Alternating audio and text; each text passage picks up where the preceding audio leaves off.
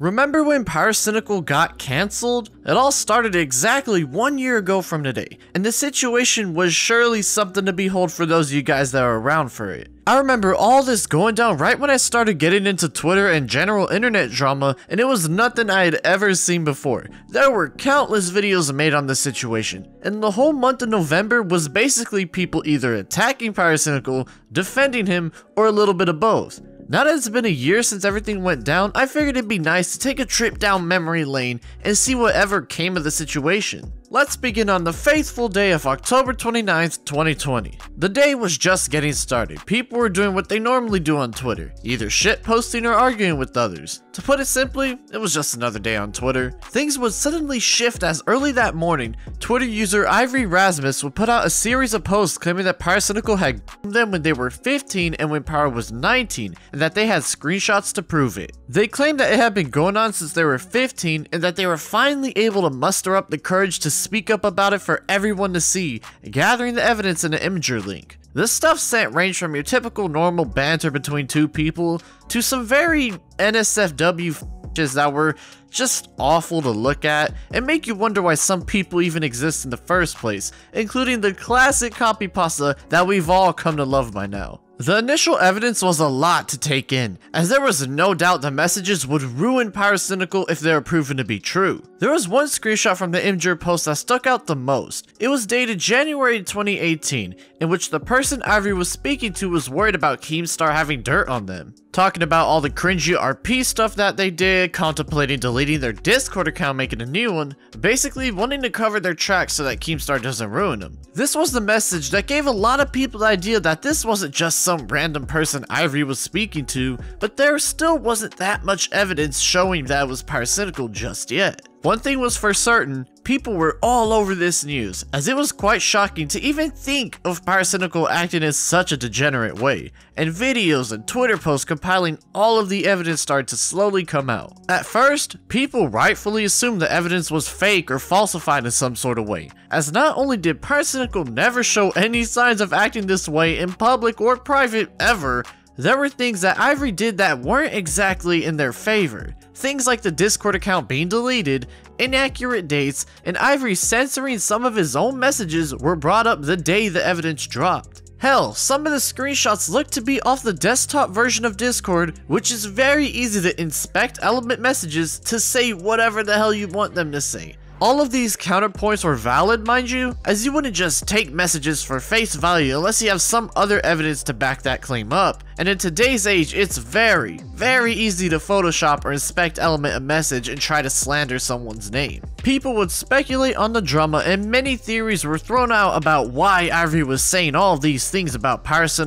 The term clout chaser was thrown around a lot, as the drama was seen as nothing more than that to most people, just another person slandering someone's name for the sake of internet attention and clout. This type of attention seeking sadly happens a lot on the internet, so most people were being more safe than sorry in this case, which is understandable. There was still interest brewing, as Ivory did already show some evidence to try to back up their claims, but again, with it being such an outlandish idea at the time, people were still on the fence when it came to choosing sides. Most people were waiting for more evidence to drop, which happened just a few days after the initial post. Just 2 days later on Halloween, Ivory would drop a tweet longer showing more evidence backing up his previous claims, as well as clarifying any prior issues from the original Twitter thread. Let's go over the new evidence. There were new screenshots proving that the deleted Discord account was Pyro's by matching the Discord ID as the server owner of Pyro's old Discord server. But the most important pieces were the two new videos that Ivory posted. The first video shows them scrolling through the DMs of the deleted account from prior, showing that the screenshots about the nasty NSFW stuff were true and that Ivory wasn't lying about those interactions taking place. Posts dating back years of just picture after picture of some very unsavory images were shown, so there's no arguing that these images were photoshopped whatsoever. By this point, one can still make an argument that the messages proving the account was Pyro at one point could be photoshopped, but the second video is where that idea is put up to the challenge. The second video shows a conversation between Ivory and Pyro's girlfriend Ida the day before on October 30th. What makes this conversation so interesting is that Ida heavily implies the messages between Ivory and the deleted account are from Pyro, talking about how Ivory was starstruck being friends with such a popular person, saying how Pyro was 18 or 19 years old when all those NSFW messages were sent, and how Ivory started all this drama because he wanted to take his anger out on Pyro and attack his career. That second video is when things got very interesting, because before this point all the other evidence could simply be thrown under the category of Photoshop or fake messages, but if things weren't true to begin with, why would Ida go out of her way to message Ivory in the first place? Not to mention, you can see that they've spoken before, as at the very beginning of the video you can see they last messaged each other around March of 2020, so this proves that Ivory was in contact with Ida and potentially Pyro in some sort of way. Honestly, if it wasn't for Ida messaging Ivory like this drama wouldn't have gone any further and things would have ended right then and there. Ivory would go on to be interviewed by YouTuber Tommy C later that day, with the two talking about the drama so far and why Ivory decided to come out with the news in the first place. The interview itself is quite middling to say the very least, as Ivory doesn't exactly sound confident in what they're saying, and at one point Tommy C even asked the question if what Pyro did was, with Ivory saying that they don't even know for sure, that they only said they were because a friend of theirs told them to say so. So here's what I'm not understanding. And how were you? Did somebody tell you to use the word? I was in a call with my friend when I like typed it out, and I typed like, I remember I typed that and asked like, is that okay? Because like they know about this, and that was I got a yes for that, so. Yes. Needless to say, the situation was in a very weird spot, as people are now seeing that Ivory, at the very least, was sent messages by Pyro judging by what Ida implied, but by admitting that they didn't even know if they were in the first place and that they only said it because they were told to, gave off the vibe that this was a hit piece of sorts. People were divided, and for the next few days they gathered their thoughts together as they worked on countless videos on the whole situation. Pyro would respond to everything on November 10th, 2020 on his own subreddit of all places. He talks about how the accusation is completely 100% false and it was Ivory being irresponsible with the evidence. He admits to acting in a pretty degenerate way in the past, but that these conversations never went further than role-playing and art sharing, and that he never solicited pictures from anybody at any point. He even shows how Ivory themselves said the same exact thing. Did he ever ask you for? No. No. Pyro goes on about how if Ivory told him that they were uncomfortable with the conversations that they were having, he wouldn't have continued it at all, and that he never knew Ivory's age even when it was on Twitter, as Pyro was suspended during the time Ivory made it public on the site. Pyro questions Ivory's claims, as they apparently lied about their age before to get into NSFW fantasy roleplay groups on multiple occasions according to a few Twitter accounts, which will be important later on. There is proof of Ivory being the one to initiate NSFW roleplay with another person when they were underage, with the other person not too sure if they wanted to begin with, and another piece of evidence showing that when a person who engaged in roleplay with Ivory before came back to them to apologize for what they did, Ivory responded with, "No, you're fine, I don't care." As one might assume, this gave people the idea that Ivory's intentions with starting the drama may have been just because Pyro is a big and influential YouTuber. One would think that Ivory would care if this random unknown person that wasn't really involved in the drama did the same thing, but it seems that they don't care about them at all because they wouldn't give them any attention from people on the internet. The biggest piece of evidence that shows that this might have been all just for attention was Pyro showing that they were still in friendly contact with each other up until September that very year, a month before, along with proof. This right here was the biggest kick to the face to a lot of people keeping up with the drama, because this framed the whole thing as just a falling out between two friends that ended up with one of them trying to ruin the career of the other. Pyro ends the statement saying not to attack and harass Ivory, to just leave them alone, and to basically drop the drama as he already spoke the truth. The statement opened up a lot of doors for people to go to and research and ponder about. When you take into account all the things that Pyro said, it really does paint Ivory as a former friend who, for whatever reason, had a falling out with Pyro and as a form of revenge wanted to try and ruin his internet career. What Pyro showed was stuff that not only people hadn't seen before, but his own side of the story, and painted Ivory in a very bad light, which to be fair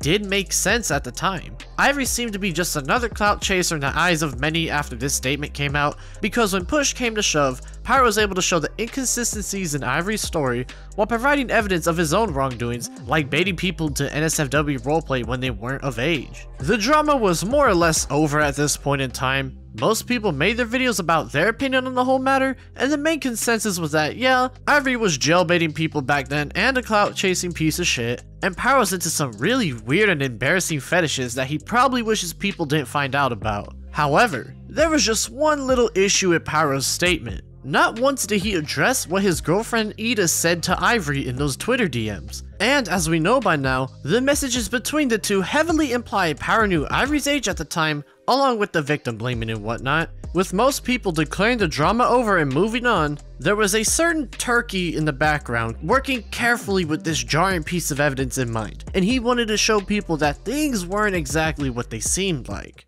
Turkey Tom would release his first video on the pyrocynical drama on December 1st, 2020, aptly titled Pyrocynical's Lie, Setting the Record Straight. Considering the drama had been at a standstill for almost 3 weeks now, a lot of people were interested in what Turkey Tom had to say. And boy, did this guy have a lot of stuff to go over. The first half of the video mainly goes over the start of the drama, Pyro's Reddit response, and what evidence other YouTubers had gone over on their channels up to that point in time. Stuff that people already knew at that point, but in a much shorter and easier to understand context. One of those things include those Twitter posts from earlier that said Ivory would lie about his age to others. Turns out they retracted their statements, which was quite interesting to now see. However, the second half is where things get very interesting, as Turkey Tom uses the fact that Pyro not once mentioned the DMs between Ivory and Ida in his Reddit response, which he found construed as Pyro lying to his fans. It makes sense too, as I mentioned before, why wouldn't Pyro not mention the biggest piece of evidence against him?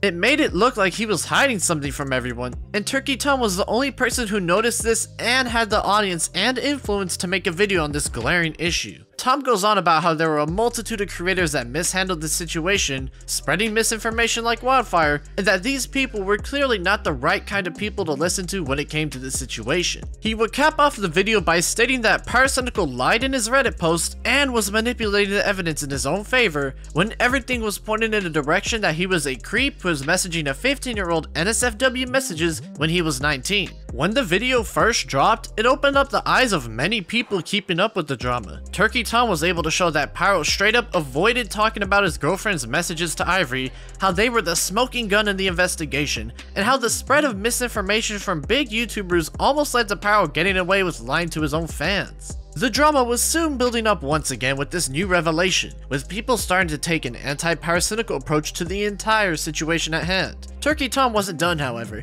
as he was still working behind the scenes to build up his case even more. Only 5 days later, on December 6th of 2020, Turkey Tom will release a Google document titled Proving Pyrocynical's Guilt, debunking every argument, in which he would not only go over the evidence already available to the public, but he would also go over brand new screenshots sent by Ivory themselves to build up his case. These screenshots would include many conversations between Ivory and a deleted Discord account said to be Ida's, in which shows Ida acknowledging Ivory being 15 at the time they were sent, with the conversation ironically talking about the French girl situation from a year prior. Tom proves the account belonged to Ida, as there are images and videos shown that have never been seen before to the public of Pyrocynical and Ida hanging out together, with one of the videos being them eating dinner. This is where things get interesting again. Not only did Ida acknowledge Ivory being 15 at the time, but Turkey Tom also shows in the DMs between Ivory and Pyro that there were 2 instances of Ivory showing he was underage. The first time when Ivory sent his Twitter over in the bio saying how they were 16, and another time when Ivory straight up says that they were a.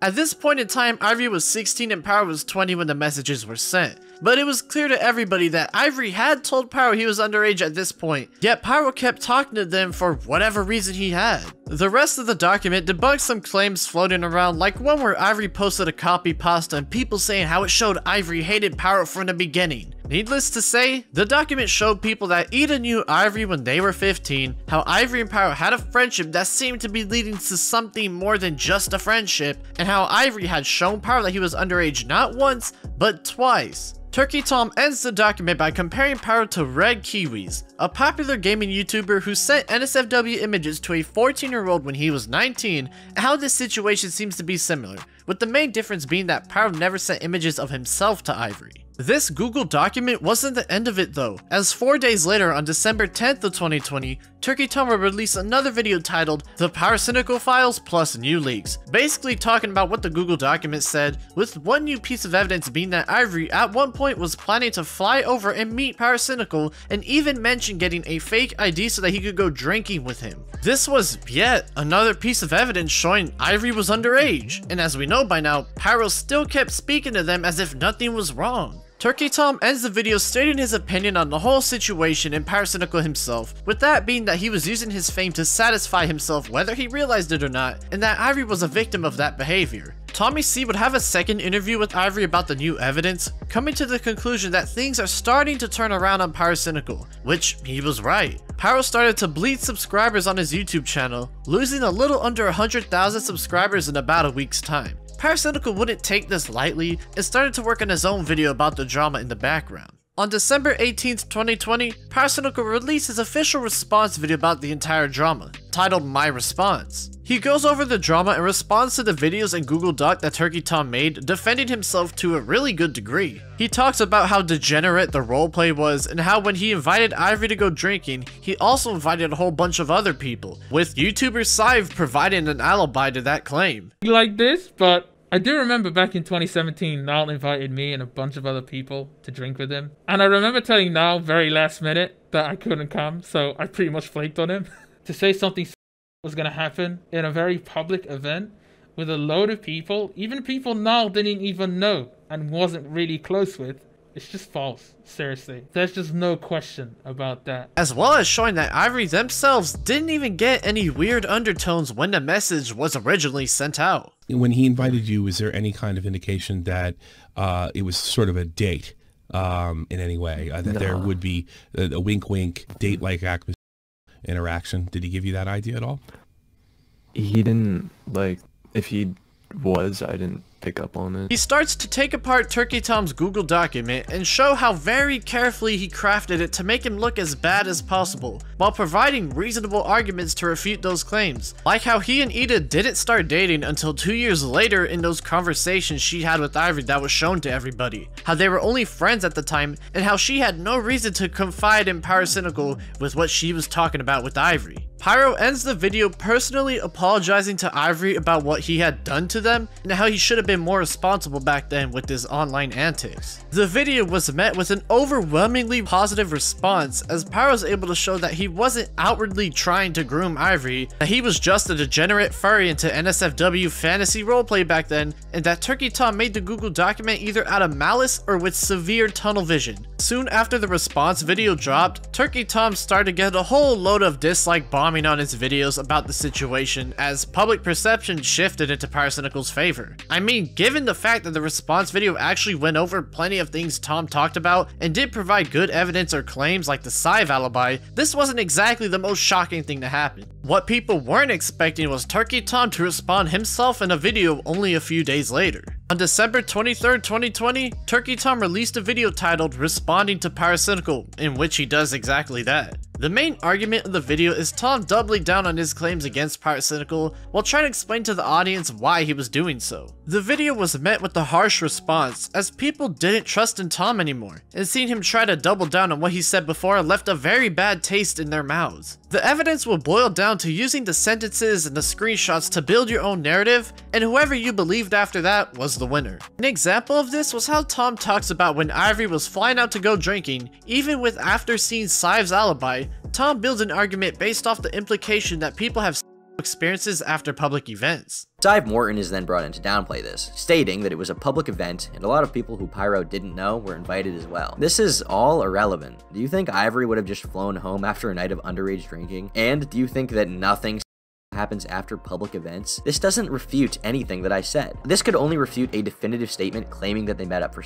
which some people did do, and I don't support. It came down to a he said, she said type of situation, and who are you most likely to believe? The person reading the messages from other people trying to interpret what they're saying to each other, or one of those very people who sent the messages telling their side and giving context to the whole situation? Tom does apologize for comparing Pyro to red kiwis, but by that point it was already too little too late, and by the time people saw him bring up the old French girl drama, they saw it as yet another attempt to smear Pyro's name. Things came down to interpretation, opinion, and whoever sounded the most convincing, and people are more willing to believe the person themselves rather than somebody who wasn't involved directly with the text messages to begin with. Pyrocynical will be back to normal, with people poking a lot more fun at his now public fetishes that he's shown in a couple of his videos, and Turkey Tom will lose about 20,000 subscribers as he was shunned off the internet. The aftermath of the Pyrocynical drama really isn't all too crazy. Pyrocynical would keep making YouTube videos like normal, and after a 3-month break, Turkey Tom would come back to YouTube and get back to making content.